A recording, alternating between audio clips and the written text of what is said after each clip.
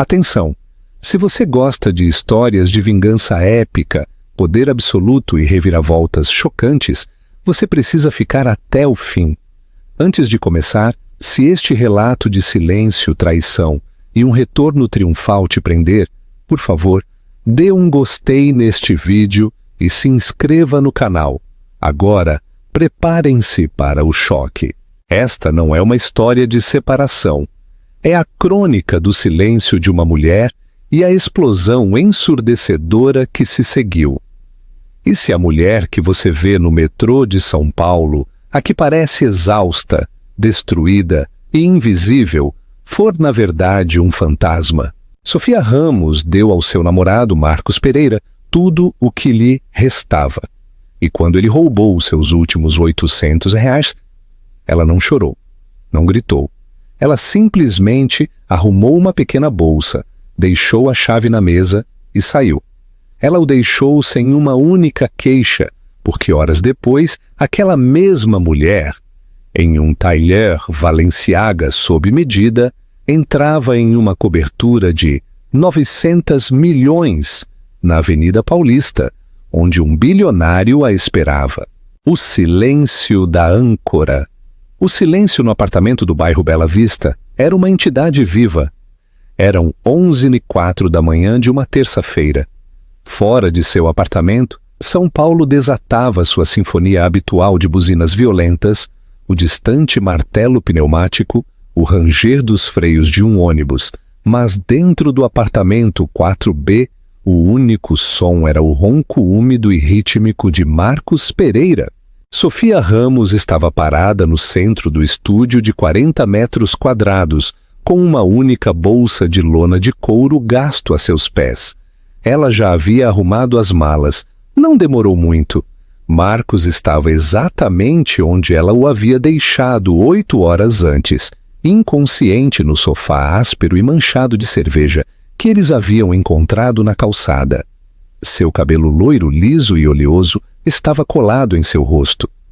Uma garrafa vazia de cachaça, 51, estava tombada no chão, uma poça escura e pegajosa rastejando em direção ao aviso de despejo sobre a mesa de centro.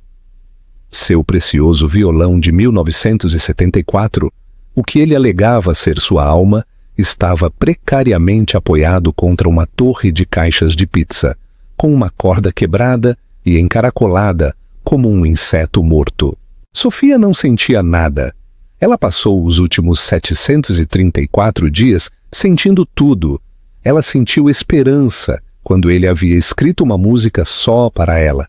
Ela sentiu vergonha quando teve que pedir dinheiro emprestado à sua colega do bar de petiscos, porque Marcos precisava de inspiração, que sempre custava R$60 e vinha em uma garrafa.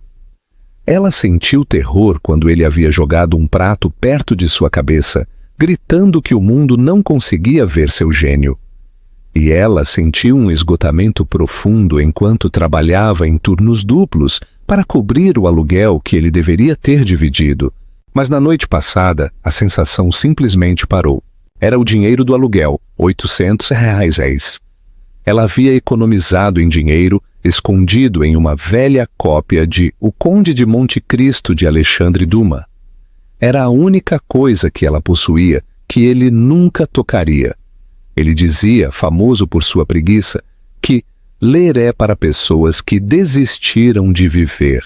Ontem, ela chegou em casa de seu turno de 14 horas, com os pés inchados e as costas doloridas, para encontrar o livro no chão, com suas páginas rasgadas. O dinheiro se fora. Marcos, já bêbado, a envolveu com um braço. "Querida, você não vai acreditar. Este produtor, o protegido do próprio Paulinho da Viola, ouviu minha demo. Ele disse que eu sou o próximo Cartola. Eu só precisava de um depósito de boa-fé para o tempo de estúdio. 800 pila! Você acredita nisso? Nosso navio chegou, Sofia." Sofia olhou para seus olhos injetados de sangue, a mentira patética e desesperada agarrada a seus lábios. Ela trabalhou 70 horas por aqueles R$800. Era para o senhorio, seu Pedro, um homem severo, que já lhes havia dado 2 adiamentos. Ela não gritou, não chorou, não listou seus fracassos, suas promessas quebradas, sua crueldade casual. Ela não disse: e o produtor do mês passado que levou R$500? Ou o cara de A&R antes disso? Ela simplesmente assentiu. Pegou o livro arruinado. Foi para o pequeno banheiro salpicado de mofo, tomou banho e deitou-se, dando-lhe as costas, enquanto ele balbuciava sobre Grammys e uma casa na Serra da Cantareira. Ela não dormiu, apenas esperou. Esperou até que o som de sua respiração se aprofundasse, até que a garrafa de cachaça 51 caísse no chão, até que o sol nascesse. E agora, às 11h04 da manhã, era a hora. Sua bolsa continha 3 itens: um conjunto de roupas pretas baratas, sua escova de dentes e uma pequena foto rasgada de uma mulher de cabelo escuro em um veleiro. O mar Mediterrâneo, um azul brilhante atrás dela. Sofia caminhou até a mesa de centro, empurrou o aviso de despejo para que ficasse na frente e no centro. Em seguida, pegou sua chave, sua última chave, a que ele não havia perdido, de seu chaveiro, e a colocou cuidadosamente em cima do texto vermelho da notificação final. Ela olhou para ele pela última vez. Marcos Pereira. O homem que por um breve e tolo tempo ela se convenceu de que era um projeto, uma alma brilhante e quebrada, que ela poderia salvar. Um pequeno sorriso amargo tocou seus lábios. Ele não era um projeto, ele era uma âncora, e ela havia terminado com o fundo do oceano. Estava tão silenciosa que as partículas de poeira do apartamento que dançavam no único raio de sol não pareceram se mover.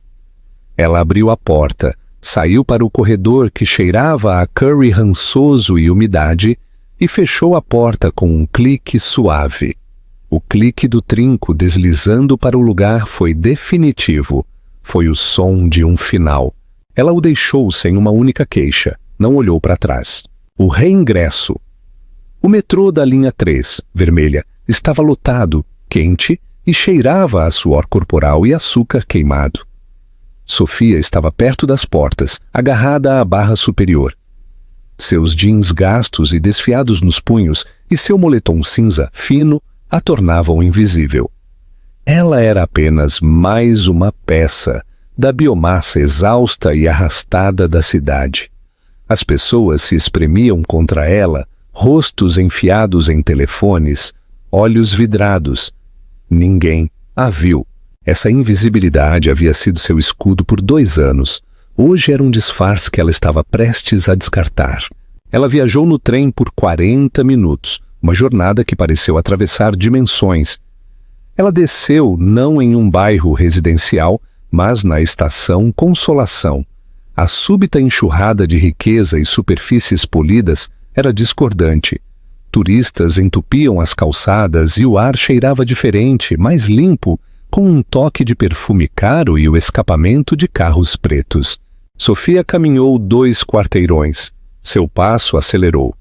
Sua postura mudou a cada passo. Seus ombros, que haviam estado curvados no apartamento, começaram a se endireitar. Seu queixo se levantou. Ela não parou no lobby reluzente e estéril de uma torre de vidro.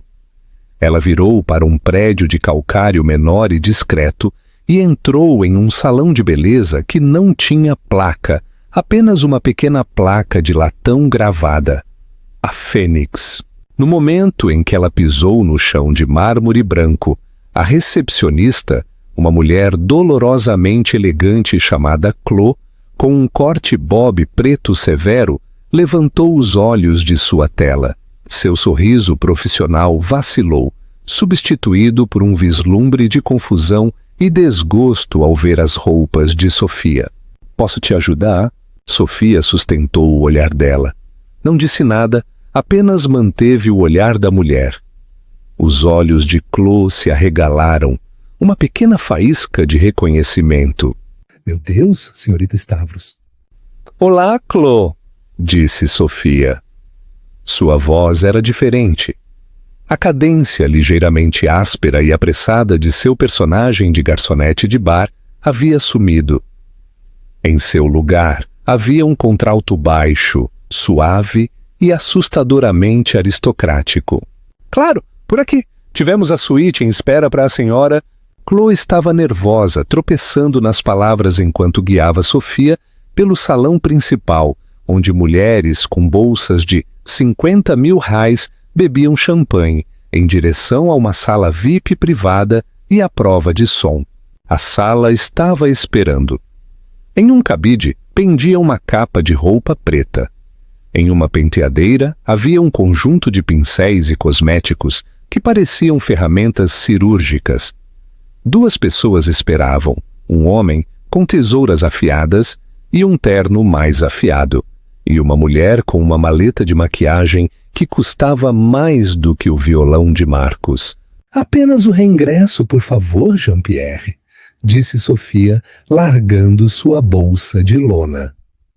Ela pousou no tapete persa felpudo com um baque suave e patético. Nas 2 horas seguintes, ela foi um projeto. Jean-Pierre começou a trabalhar, lavando 2 anos de sujeira, shampoo barato e desespero de seu cabelo. Ele fez um ruído de desaprovação com as pontas duplas e a má tintura de caixa que ela havia feito em seu banheiro. Com cortes metódicos, ele cortou a persona de Sofia Ramos. Ele restaurou as camadas longas e estratégicas e devolveu sua cor ao castanho natural e profundo, tão escuro que era quase preto, com um brilho que falava de saúde e riqueza obscena. A maquiadora, Ana, foi a próxima. Ela não aplicou maquiagem. Ela esculpiu.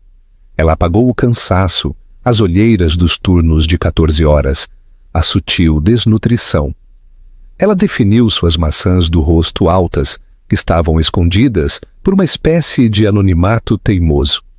Ela terminou com um tom de batom vermelho escuro que parecia menos uma cor e mais um aviso. Finalmente, Sofia se levantou e abriu o zíper da capa de roupa.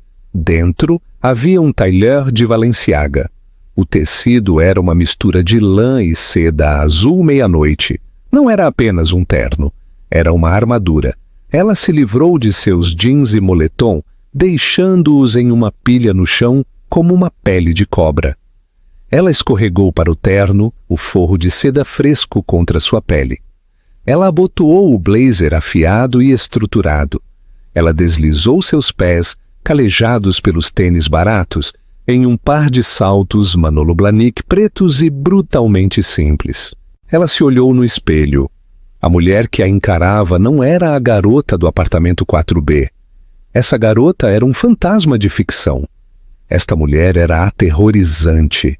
Seus olhos eram duros, inteligentes e frios. Sua postura era perfeita.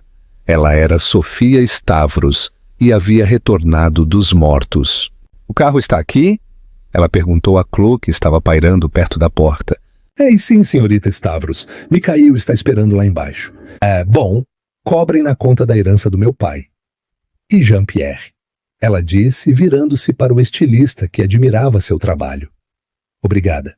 "É fácil polir um diamante, mademoiselle", ele disse com uma pequena reverência.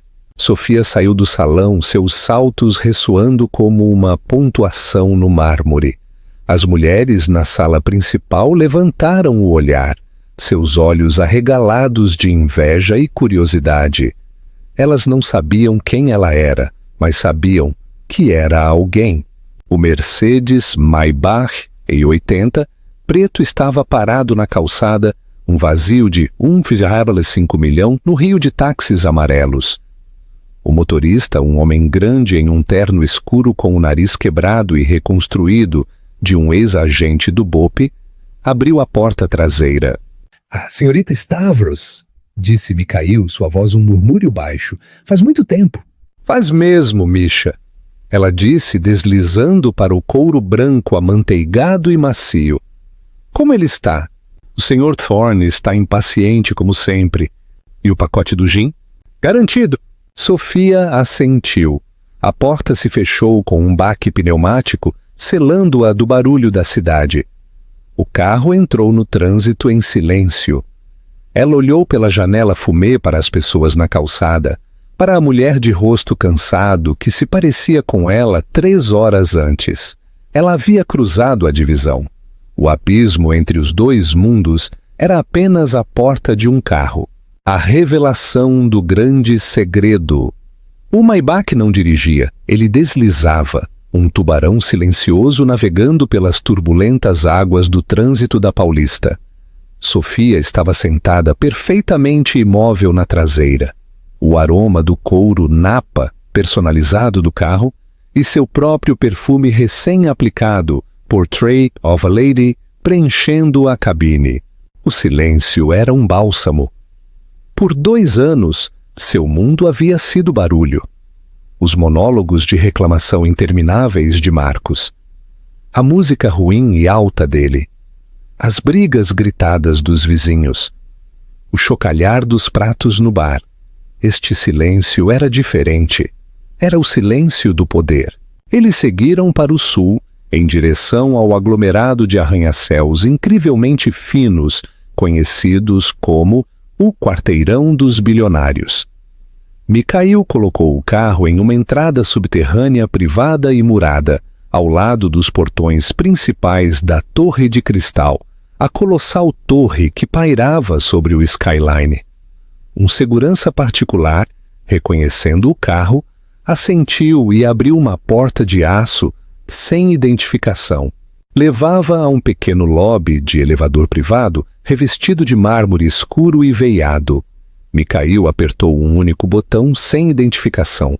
Não houve um ding.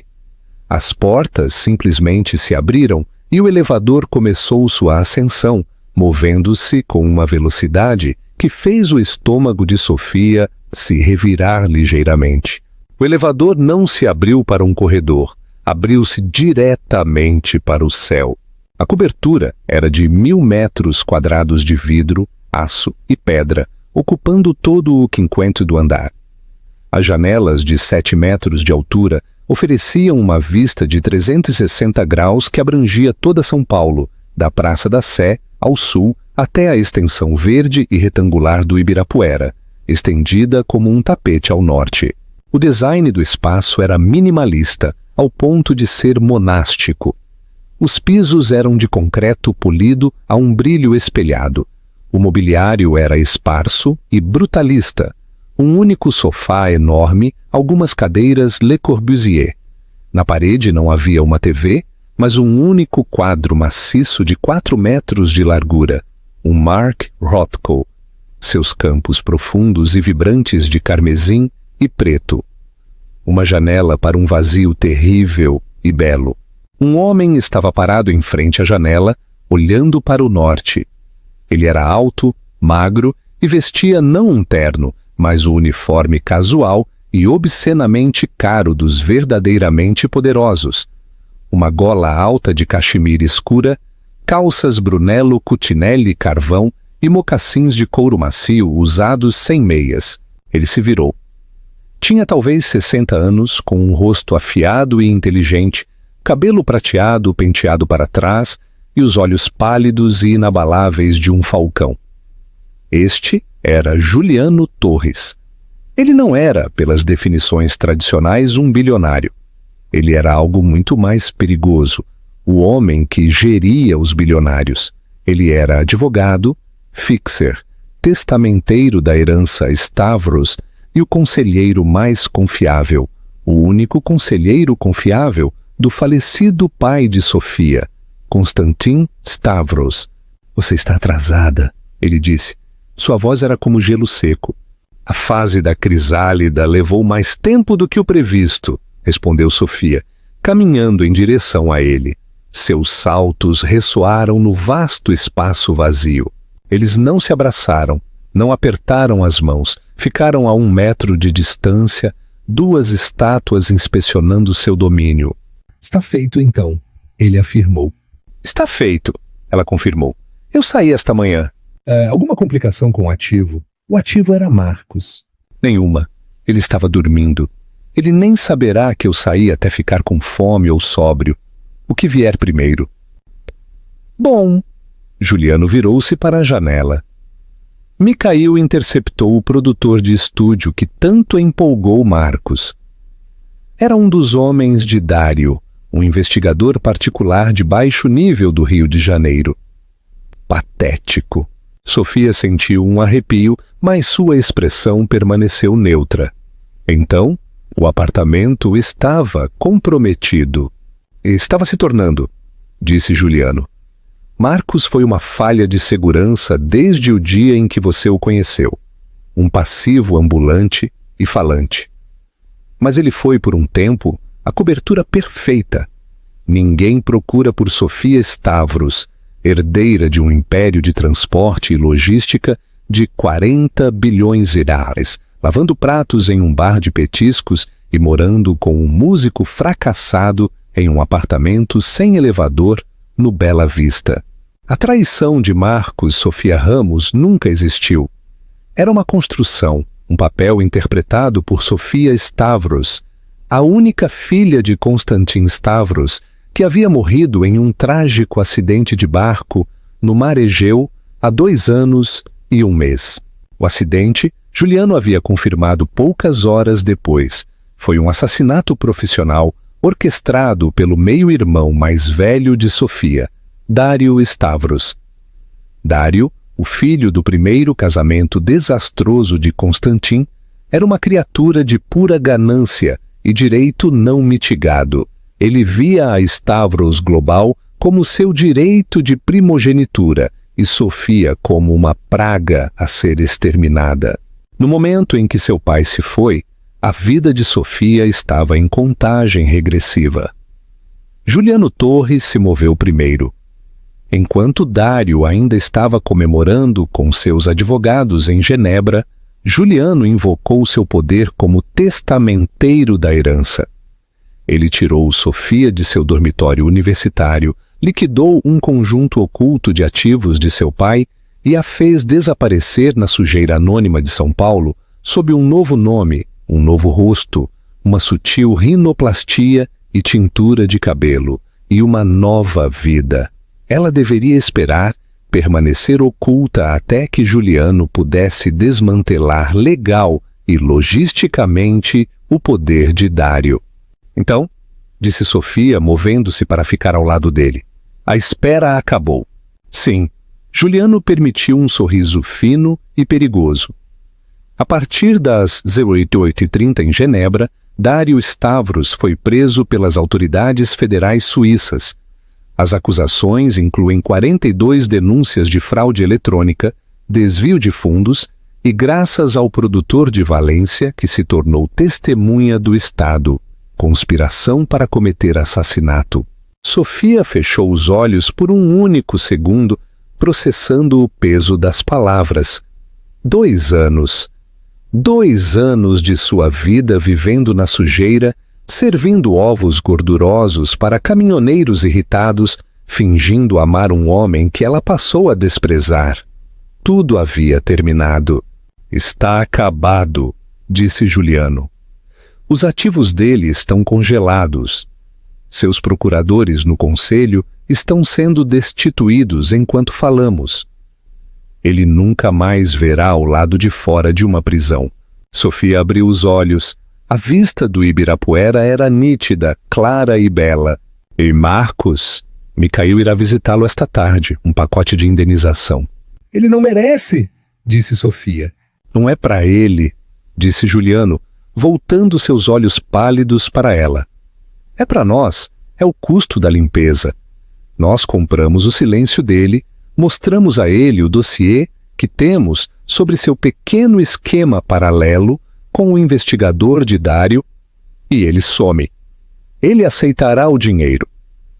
Homens como Marcos sempre aceitam o dinheiro. Sofia assentiu. Ela pensou nos R$800. O dinheiro do aluguel, Parecia tão pequeno agora, uma moeda diferente de uma vida diferente. Bom, que assim seja. Agora, disse Juliano, apontando para a vasta sala vazia. Isso é seu, uma base de operações temporária. A equipe é virtual, a segurança é biométrica. Você está, pela primeira vez em 2 anos, segura. Sofia olhou em volta para a cobertura fria, linda e vazia. É apenas outra jaula, Juliano. Uma maior, mais bonita. É uma fortaleza, ele corrigiu. E você não é mais uma prisioneira. Você é uma rainha. E o meu reino está em ruínas. Dário fez mais estragos do que você pensava. Ela apontou para uma mesa maciça de madeira escura. Sobre ela havia um único laptop criptografado. Bem-vinda de volta à família, Sofia. Temos trabalho a fazer. Sofia não se moveu em direção ao laptop. Ainda não. Sua mente ainda estava alcançando seu corpo. O tailleur Valenciaga parecia uma segunda pele. Mas a coceira fantasma do uniforme de poliéster barato que ela havia usado por 700 dias ainda estava lá. Ele o contatou, disse Sofia. Não era uma pergunta. Dário, quero dizer, ele não apenas encontrou Marcos. Marcos. Ele... O rosto de Juliano era impassível. Ele sabia que esta parte seria difícil. O pessoal de Dário tem feito varreduras digitais por 2 anos, reconhecimento facial, correspondência de palavras-chave. Eles estavam procurando por qualquer pessoa que se encaixasse no seu perfil. Mas você estava limpa, você seguiu o protocolo perfeitamente. Sem redes sociais, apenas dinheiro, sem pegada digital. Ele fez uma pausa e continuou. A falha foi Marcos. Sempre seria Marcos. Ele é fraco e é vaidoso. Há 2 semanas ele estava bêbado e reclamando em algum fórum obscuro de músicos. Minha namorada não entende minha arte. Eu sou um gênio preso em um cafofo. Eu estou namorando alguém muito abaixo do meu nível. Narcisismo padrão. A mandíbula de Sofia se apertou. Ela tinha ouvido exatamente essas frases gritadas para ela, sussurradas para os amigos dele ao telefone. Mas então, disse Juliano, ele postou uma foto. Ele estava tentando provar a esses estranhos da internet que, de fato, ele poderia conseguir uma garota bonita. Ele postou uma foto que tirou de você dormindo há 6 meses. Você pensou que tinha deletado. Vocês tiveram uma briga. Ele havia tirado a foto e você havia destruído o telefone dele. Aparentemente, ele guardou o cartão SIM. Sofia sentiu uma onda de violação tão profunda que a nauseou. Ela se lembrou daquela briga. Ele a havia acordado às 3 da manhã, bêbado, exigindo que ela performasse para ele. Ela se recusou. Ele ficou furioso, chamou-a de frígida e tirou a foto, o flash a cegando. Bem, eu vou mostrar aos meus amigos o que você está me negando. O telefone havia quebrado na parede. Ela sentiu uma pequena vitória, uma vitória que acabou sendo uma mentira. Essa foto foi suficiente, disse Juliano, baixando a voz. Era de baixa resolução, mas foi o suficiente. Acionou um algoritmo de reconhecimento facial que Dário estava executando. Em 1 hora, eles tinham um possível. Em um dia, eles tinham um PI no seu quarteirão. O PI, este idiota do Rio de Janeiro, precisava de uma maneira de entrar. Então ele se fez passar por um produtor musical. Encontrou Marcos em seu bar habitual. Sofia finalmente caminhou, não em direção ao laptop, mas em direção à janela. A cidade abaixo era um borrão de luzes minúsculas e insignificantes. Marcos não apenas acreditou nele, ela sussurrou. Não, disse Juliano, sua voz logo atrás dela. Não, no início. O PI ofereceu-lhe R$ 500. por tempo de estúdio. Marcos pegou. Então, o PI disse que estava realmente interessado na namorada etérea de Marcos. Disse que trabalhava para um colecionador de arte particular que pagaria muito dinheiro por retratos sinceros dela. Ele ofereceu a Marcos R$ 10.000 por um conjunto de fotos novas. Alta resolução. Sofia fechou os olhos. Marcos hesitou, disse Juliano. Ele era ganancioso, mas também um covarde. Ele estava desconfiado. Então o PI adoçou o acordo. Ele disse que o chefe dele também estava disposto a financiar um álbum inteiro, um acordo de R$ 50.000. Tudo o que ele precisava era de confirmação, prova de quem você era, de onde você veio. Ele mostrou a Marcos uma foto real, sua ao lado de seu pai no Grande Prêmio de Mônaco. A memória a atingiu. Seu pai rindo com o braço em volta dela. Ela tinha 19 anos. Ela usava um vestido de verão branco e um colar de diamantes. Ela estava feliz. O que Marcos disse? Perguntou Sofia, sua voz perigosamente baixa. Ele disse: Puta merda, eu sabia. Eu sabia que ela estava mentindo. Ele disse ao PI que você era reservada, que agia com superioridade, que se achava boa demais para ele. Ele viu isso não como um perigo, mas como um dia de pagamento. Ele viu isso como a confirmação de que ele era o especial, que uma princesa estava escondida com ele. Ele pensou que estava prestes a ficar rico. Os R$ 800 não eram para tempo de estúdio.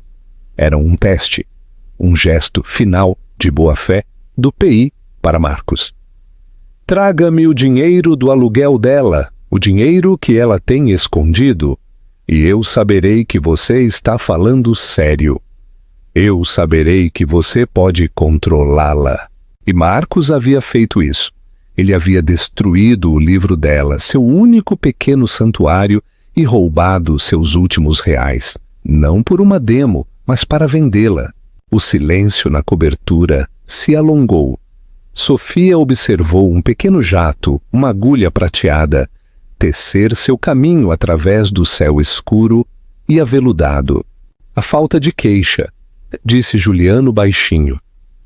Quando soube pela minha equipe de vigilância que você simplesmente se deitou, fiquei preocupado. Pensei que ele finalmente havia te quebrado. Sofia se virou da janela. Seu rosto era uma máscara de mármore branco frio. O batom vermelho era um corte de violência. "A quebrado?" ela disse, sua voz pingando um veneno gelado que teria congelado o sangue de Marcos. Ele não podia me quebrar. Ele não era importante o suficiente para me quebrar. Ela olhou para Juliano. Eu não reclamei, Juliano, porque você não reclama de um inseto. Você não discute com uma barata. Você simplesmente a pisa. Ela havia terminado. Sua traição. Isso, ela fez um gesto abrangendo toda a sórdida história. Não me surpreende. É a coisa mais previsível que ele já fez. Ele sempre foi um parasita. Eu simplesmente não sabia o quão fundo ele estava tentando cavar. Ela finalmente caminhou até a mesa. Ela passou a mão pela superfície metálica fria do laptop. Você disse que ele era um peão, ela disse. Um estúpido e ganancioso. Mas que sim, eu não quero que ele receba a indenização de R$ 10.000. É um preço pequeno, Sofia, disse Juliano. Não. Ela o interrompeu. Sua autoridade era absoluta. Era a voz de Constantin Stavros, o homem que movia frotas de petroleiros como peças de xadrez. Ele não ganha uma recompensa por tentar me vender. Eu não me importo com o dinheiro. Eu me importo com a mensagem. Ele acha que está prestes a ficar rico. Ele acha que está se safando. Não, ele não recebe nada. Juliano a estudou. A garota se foi. A mulher diante dele era a filha de seu pai. O que você propõe? Ele perguntou. Mikhail irá visitá-lo, certo? Ele está a caminho agora. Bom, Sofia abriu o laptop. Ele acendeu instantaneamente sem pedir senha. É apenas o seu tempo que era ambiental, Sofia. Apenas sua impressão digital. Diga a Mikhail para entregar a ordem de restrição. Diga a ele para entregar o dossiê sobre o PI. Mas o cheque, eu quero que ele rasgue na cara de Marcos. Eu quero que Marcos saiba que ele não recebe nada, nem de Dário, nem de mim. Eu quero que ele fique naquele apartamento sujo, com seu violão quebrado, seu aviso de despejo e o conhecimento de que ele estragou a única coisa de valor que ele jamais tocou. Eu quero que ele saiba que eu sei. Juliano permitiu outro sorriso fino. Eu farei a ligação. Faça, ela disse, seus olhos já examinando o primeiro documento na tela. Um relatório catastrófico de lucros do terceiro trimestre para a Stavros Global. Eu terminei com o passado, é hora de lidar com o futuro. A destruição de Marcos Pereira acordou às 15h17. Sua cabeça parecia uma tigela de porcelana rachada unida por couro cru encolhido. Sua boca tinha gosto de bateria velha. Ele gemeu, rolando para fora do sofá, e seu pé descalço pousou diretamente na poça pegajosa e coagulada de cachaça 51. Maldito seja! Ele gritou para a sala vazia. Sofia! Sofia! Limpe isso! Silêncio! Sofia! Ele cambaleou atingido por uma onda de vertigem e náusea.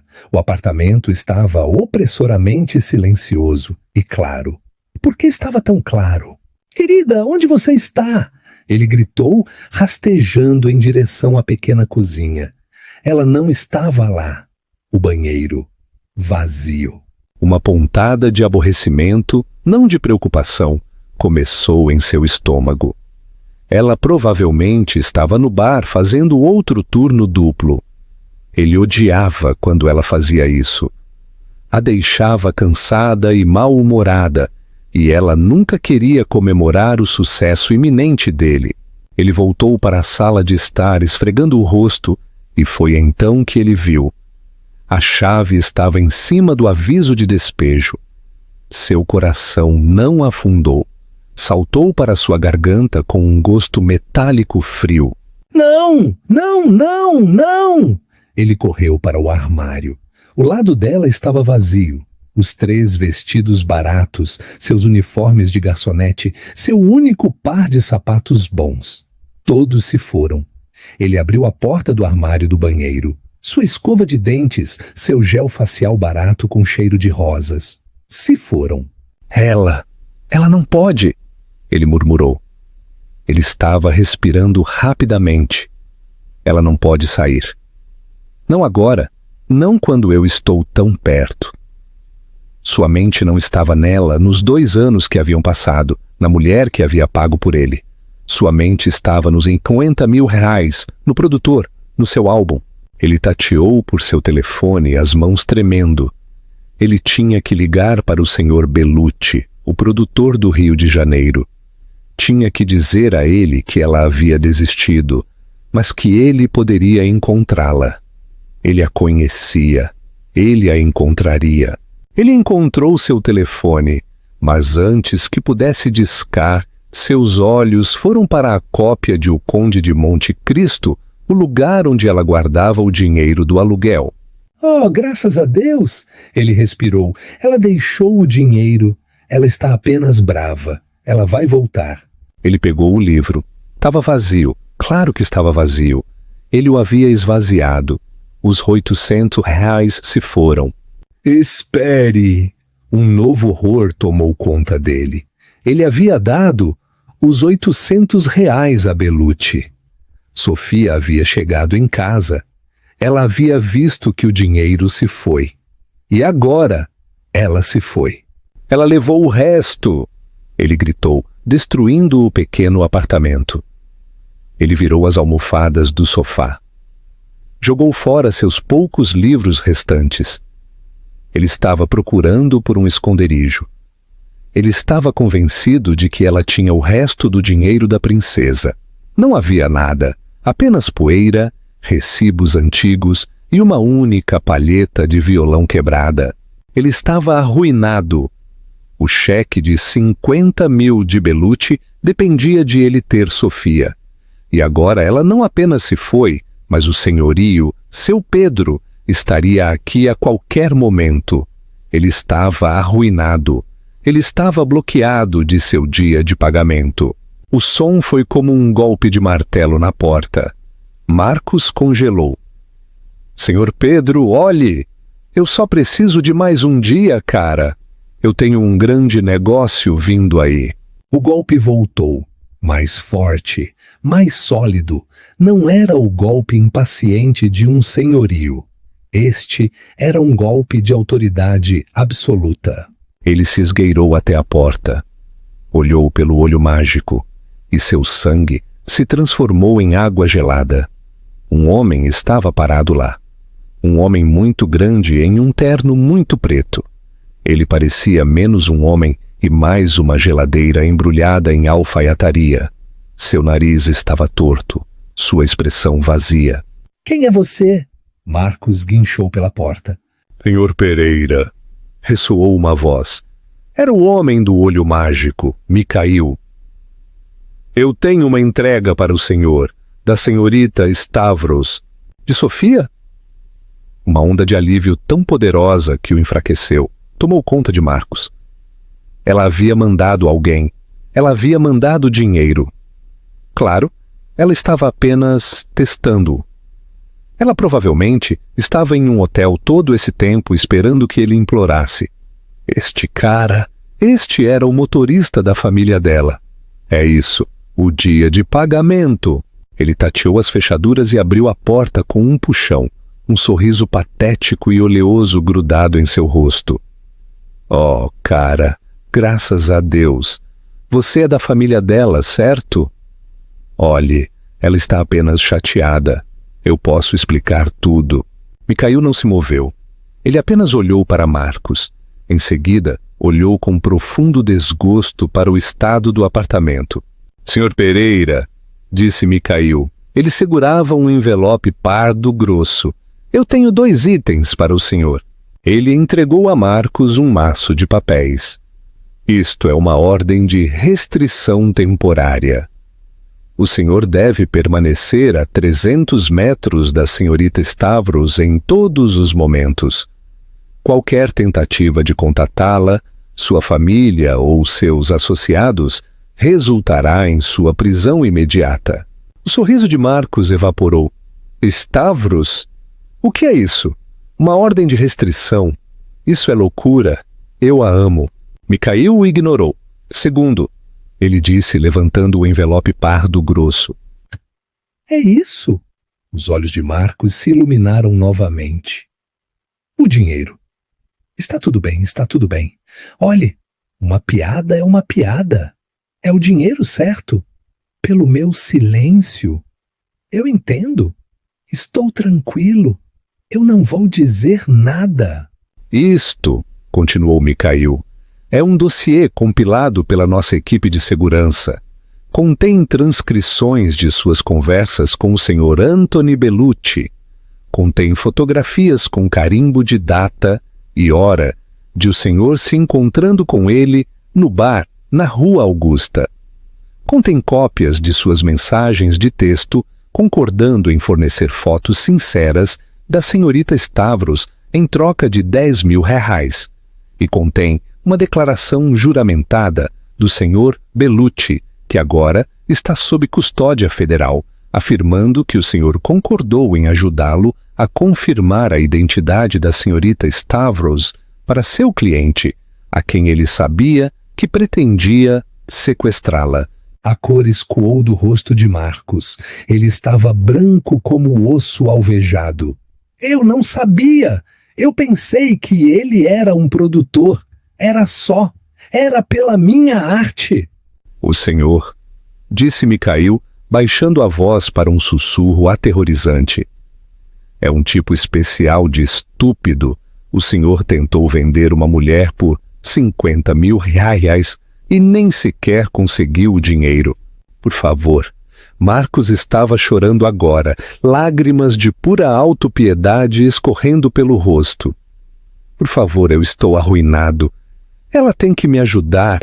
A indenização, Os 10.000 reais. Esse era o acordo, certo? Por favor. Mikhail olhou para o envelope em sua mão. Ele tirou dele um único cheque bancário. Os olhos de Marcos se fixaram nele. Um cachorro faminto drogado com esperança. Estava nominal a Marcos Pereira. A quantia.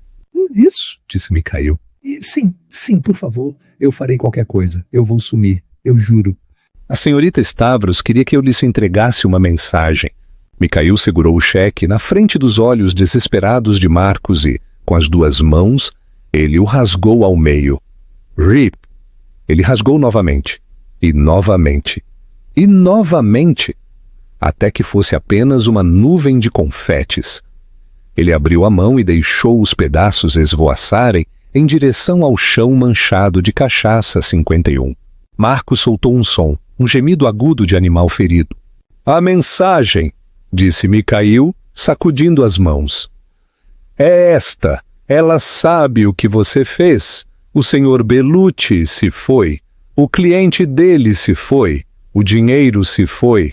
O senhor não é nada. Mikhail colocou o envelope pardo grosso com as evidências sobre a mesa, em cima do aviso de despejo. Esta é a sua cópia. Nós temos o original. Se o senhor sequer disser o nome Sofia Stavros novamente, se o senhor sequer pensar nela novamente, se o senhor sequer postar uma música Heartbreak sobre uma garota misteriosa no YouTube, este dossiê vai para a Polícia Federal.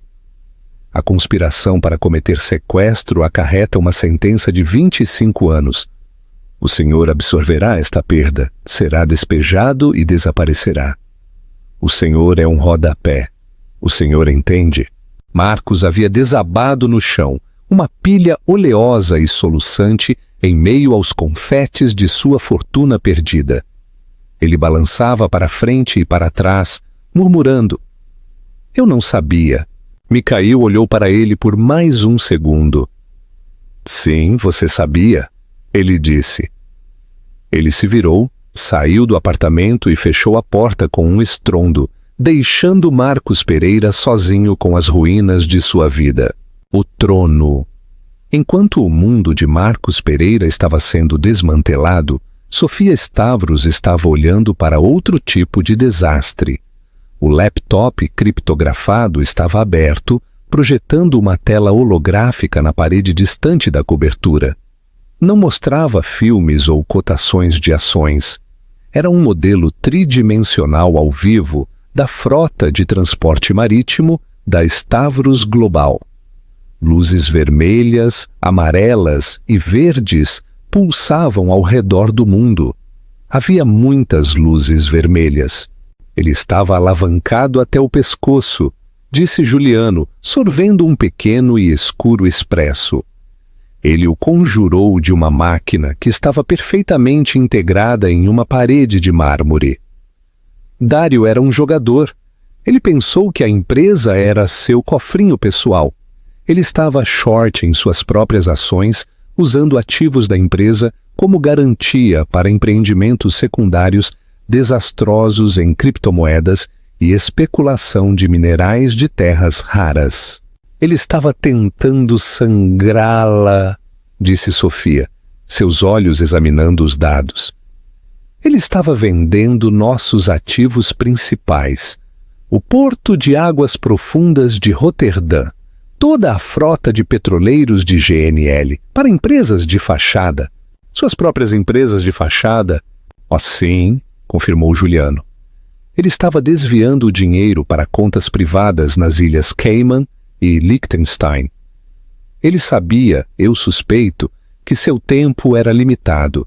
Ele estava tentando extrair o máximo de valor possível antes que as autoridades, ou francamente, nós, o pegássemos. Ele era um rato encurralado, roendo os fios. Sofia navegou para outro arquivo, uma lista do Conselho de Administração da Stavros Global. Uma fileira de rostos velhos e severos a encarava. E eles simplesmente o deixaram? Alguns eram cúmplices, velhos aliados de dinheiro da família de sua mãe. Eles estão sendo destituídos. A maioria, disse Juliano com um suspiro, estava simplesmente dormindo. Seu pai, Constantin, era um titã. Ele não construiu uma equipe. Ele construiu um culto à personalidade. Ele era o Sol, e eles eram apenas pequenos planetas orbitando. Quando ele morreu e Dário, o herdeiro varão legítimo, assumiu, eles simplesmente continuaram orbitando.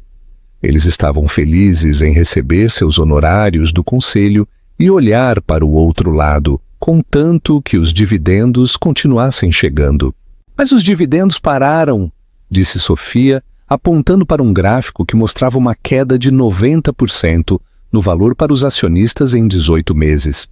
A essa altura era tarde demais. Dário os tinha. Ele os havia implicado em suas fraudes menores anteriores. Eles estavam presos. Sofia finalmente se sentou, a lã e a seda de seu terno sibilando contra o couro da cadeira. Ela sentiu uma fadiga profunda, não o esgotamento físico do bar, mas um profundo esgotamento psíquico. Ela havia escapado de um parasita apenas para descobrir que ele era apenas uma célula em um organismo doente muito maior. Ela passou 2 anos se escondendo de um monstro apenas para receber sua coroa e seus 40 bilhões lísmales em dívidas e decadência. Para que serviu tudo? Ela perguntou baixinho. Ele se foi. Dário está na prisão. Mas ele venceu. Ele destruiu o legado do meu pai. Ainda não, disse Juliano. Ele se aproximou de uma estante, a única na sala, e passou a mão pelos lombos. Ele tirou um livro. Não era uma primeira edição rara. Era um simples diário encadernado em couro, com as bordas gastas. Ele o colocou sobre a mesa à sua frente. Seu pai era um titã, sim, mas ele não era um tolo. Ele conhecia Dário. Ele conhecia seus apetites. E eu acredito que ele tinha uma suspeita sobre seu próprio acidente muito antes de acontecer. A cabeça de Sofia se ergueu. Ele estava ficando cauteloso, disse Juliano. No último ano, ele criou esta cobertura como uma sala de pânico sob meu nome. Ele moveu ativos para fundos fiduciários que Dário nunca poderia tocar. Fundos fiduciários que foram ativados apenas sob 2 condições: a morte dele e minha confirmação biométrica de que você estava segura. A mão de Sofia tremeu ligeiramente enquanto ela pegava o diário. Ele chamou de Protocolo Odisseia, disse Juliano. Uma maneira de trazê-la para casa se você se perdesse no mar. Ele deixou isso para você. Ele me disse para entregá-lo no dia em que você estivesse pronta para voltar para casa. Sofia abriu a capa. A primeira página era a letra de seu pai, ousada, nítida e impaciente, em uma mistura de grego e português. Minha queridíssima Sofia, se você está lendo isto, eu falhei com você. Minha vida foi sacrificada. Sinto muito. Sinto muito por ter colocado este fardo sobre você. Sinto muito por não ter conseguido protegê-la do meu primeiro e maior erro, Dário. Mas minha tristeza termina aí. Eu não lamento o legado que construí, é forte. Mas uma empresa não é apenas aço e números, minha filha. É um ser vivo e pode ser envenenado. Dário é um veneno. Quando você ler isto, Juliano terá limpado a ferida. Mas o veneno ainda estará na corrente sanguínea. O conselho, os bancos, os parceiros, todos estarão infectados com o medo, a ganância ou a incompetência dele. Você é o único antídoto. Eles não vão respeitá-la. Eles verão uma garota. Eles verão uma vítima.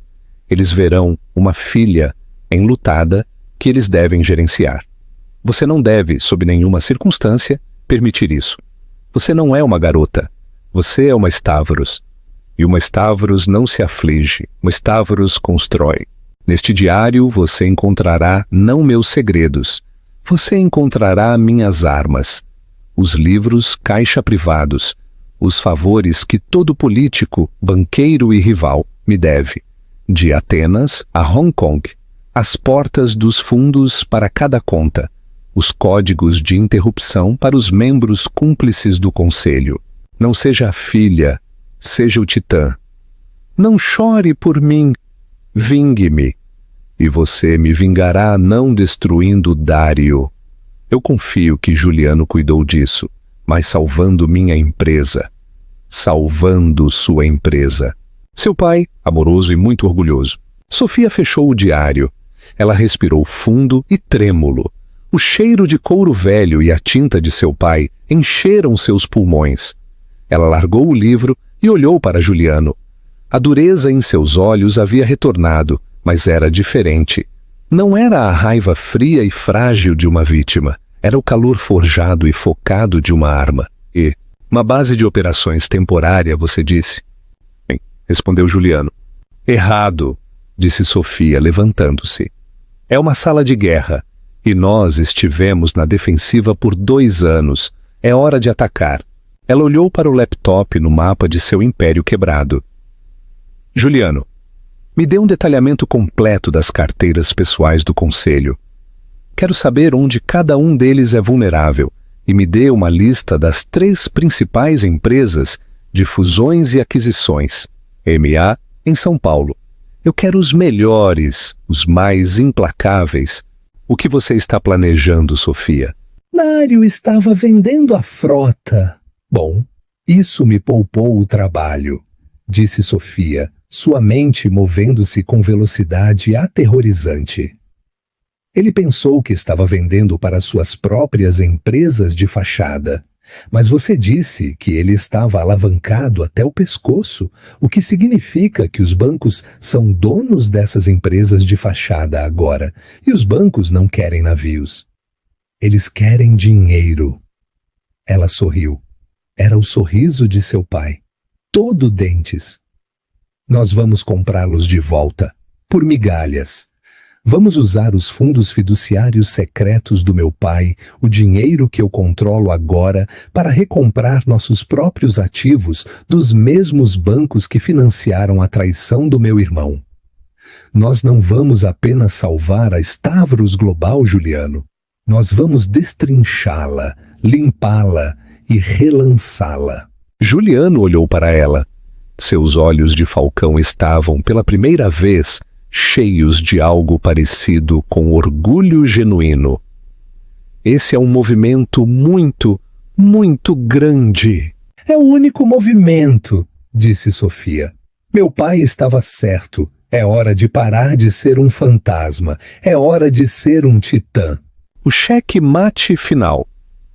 3 semanas depois, a sala de reuniões principal da Stavros Global, localizada no 60º andar de uma torre de vidro e aço no distrito financeiro da Berrini, era um túmulo.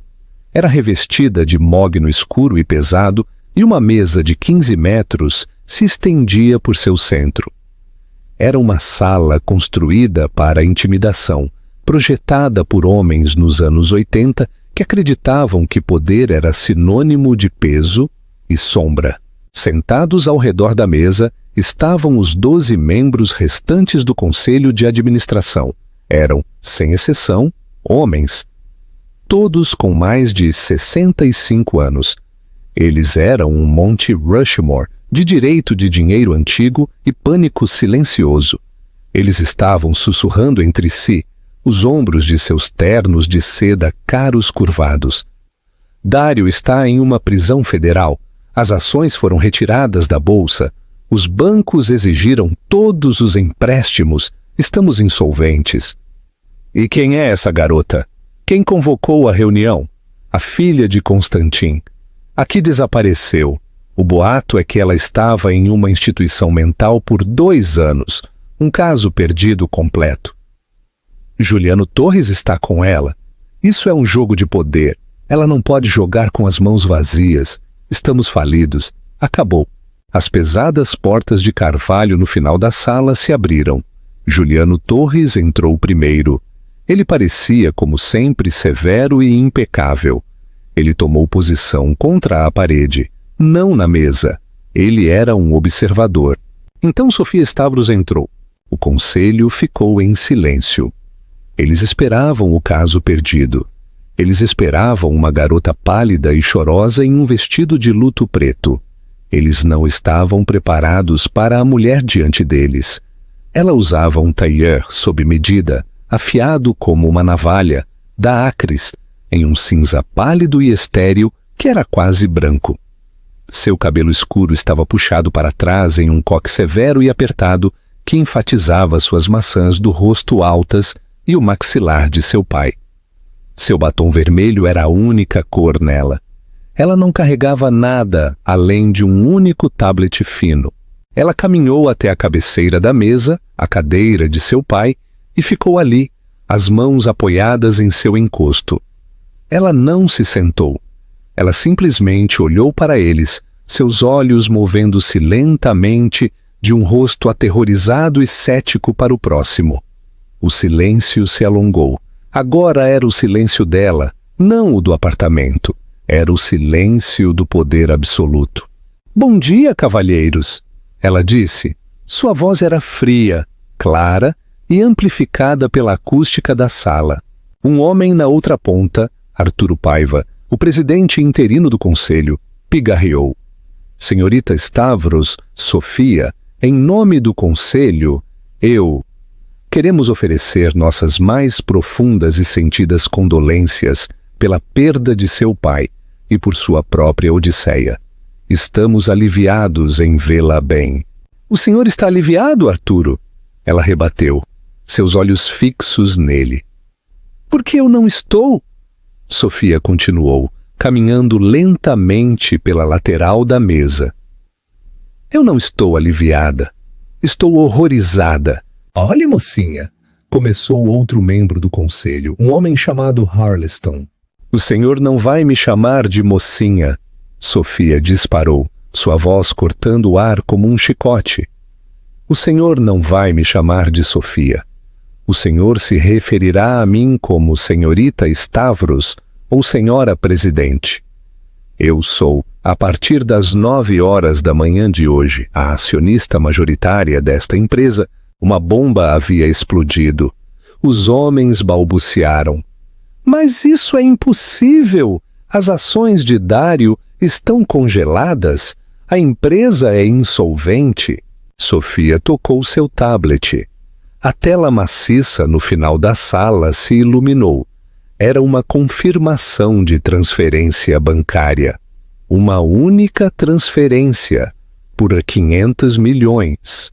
A Stavros Global estava, como o senhor corretamente notou, falida, disse Sofia, calmamente. As dívidas da empresa, garantidas por Dário, foram exigidas por um consórcio de bancos. Esses bancos, a partir de ontem, executaram a hipoteca de nossos ativos principais. Toda a nossa frota de petroleiros, nossos contratos de arrendamento portuário e este edifício. "Acontece?" Ela disse, um pequeno sorriso frio, brincando em seus lábios. "Que eu recentemente recebi uma herança, um fundo fiduciário privado estabelecido por meu pai, sobre o qual meu meio-irmão não sabia nada. Esta manhã formei uma nova holding, e essa holding comprou toda a dívida tóxica da Stavros Global, dos bancos, por 30 centavos por real. Ela deixou isso ser assimilado. Ela disse, sou agora sua única credora. Eu sou dona de sua dívida, o que significa que eu sou dona de vocês." Ela olhou para Arturo Paiva. "Arturo, sua holding pessoal, a Paiva Ventures, foi consignatária de 2 dos empréstimos mais fraudulentos de Dário. O senhor é pessoalmente responsável por 300 milhões de liras. Eu espero que o senhor esteja falido até o anoitecer." Ela se voltou para Harleston. "Sr. Harleston, a linha de navegação de sua família tem alugado nossas docas secas em Singapura com um desconto de 90% por 18 meses, cortesia de Dário. Isso é um presente que eu avaliaria em 80 milhões. Eu acredito que a CVM, Comissão de Valores Mobiliários, estará muito interessada nisso. A menos... Ela voltou para a cabeceira da mesa. Que todos apresentem suas renúncias. Com efeito imediato, a sala estava em um silêncio glacial. A senhora não pode, sussurrou Pennington. Esta é a nossa empresa. E o senhor permitiu que o filho degenerado de seu pai, um assassino e um ladrão, a destripasse como um peixe enquanto o senhor segurava as nadadeiras. Sofia retrucou, sua voz baixa e perigosa. O senhor ficou parado, foi cúmplice, foi um covarde, foi fraco. Ela olhou para Pennington. O senhor achou que eu era um caso perdido, achou que eu era uma garotinha enlutada. Cavalheiros, por 2 anos eu vivi em um apartamento de 1 quarto no Bela Vista. Eu servi cerveja para porcos. Eu vivi com um homem que na semana passada tentou me vender para os assassinos do meu irmão por 50 mil reais. O sangue dela gelou. Essa não era uma história que eles leriam no Valor Econômico. O senhor não me assusta, entendem? Ela disse, inclinando-se para a frente. Esta sala não me assusta. Seus títulos, seu dinheiro antigo e sua decepção não significam absolutamente nada. Vocês são o passado, uma infecção, e eu sou a cura. Ela tocou seu tablet novamente. Suas cartas de renúncia estão pré-escritas. Estão nos tablets à sua frente. O senhor as assinará. O senhor deixará este prédio em 1 hora. Se o senhor não o fizer, o senhor Thorne entregará os arquivos pessoais de meu pai sobre cada um de vocês. O protocolo Odisseia. A Procuradoria-Geral da República. Eu acho que todos sabem o que eles contêm. Um por um, com as mãos trêmulas, os homens pegaram suas canetas.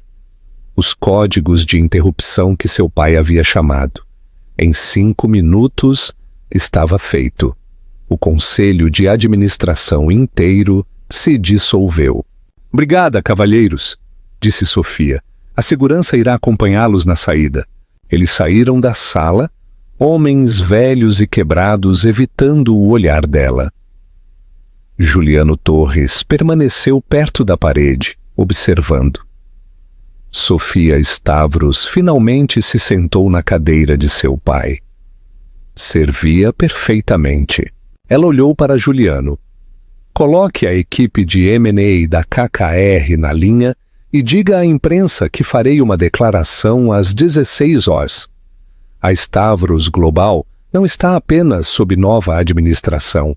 Ela está renascendo. Juliano assentiu, um raro sorriso genuíno em seu rosto. E quanto à cobertura, senhorita Stavros? Sofia olhou pela janela para o skyline de São Paulo. A cobertura, a torre de vidro, parecia uma lembrança distante. Um degrau. Venda, ela disse. Eu estou me mudando para o Eclipse. O Eclipse era o iate particular de 150 metros de seu pai, uma embarcação que era em si mesma uma sede corporativa móvel. Juliano. Hein, senhora presidente? Encontre o senhor Pedro, o senhorio do meu antigo apartamento no Bela Vista. Compre o prédio dele.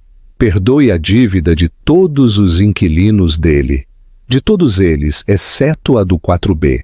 Quero que aquele aviso de despejo de Marcos seja notificado imediatamente. Sofia voltou para sua tela. Ela o deixou sem queixa porque os problemas dela eram, e sempre foram, muito maiores do que ele. Ele nem sequer era um rodapé. A história nunca foi sobre ela entrar em uma cobertura com um bilionário. Foi sobre ela sair de sua vida antiga para se tornar a bilionária. O poder, o trono, e ela acabara de tomar seu assento, chamada para ação e reflexão final. A história de Sofia demonstra que a pessoa mais quieta na sala é muitas vezes a mais perigosa. ela não lutou suas pequenas batalhas, porque estava se preparando para uma guerra total. Ela foi da sarjeta ao trono. Pergunta-chave: você acha que a decisão de Sofia de não dar a Marcos um único centavo da indenização, deixando-o com a ruína total, foi um ato de crueldade justificada ou apenas a limpeza necessária de um erro? Compartilhe seus pensamentos e argumentos nos comentários. Se esta história de silêncio, traição e o máximo retorno te prendeu, por favor, clique no botão gostei. Isso realmente ajuda o canal. Compartilhe este vídeo com alguém que ama uma história sobre uma poderosa reviravolta. E se você ainda não o fez, se inscreva e toque o sino para não perder nenhuma história de poder e drama que acontece a portas fechadas. Temos novas histórias todas as semanas. Obrigada por ouvir.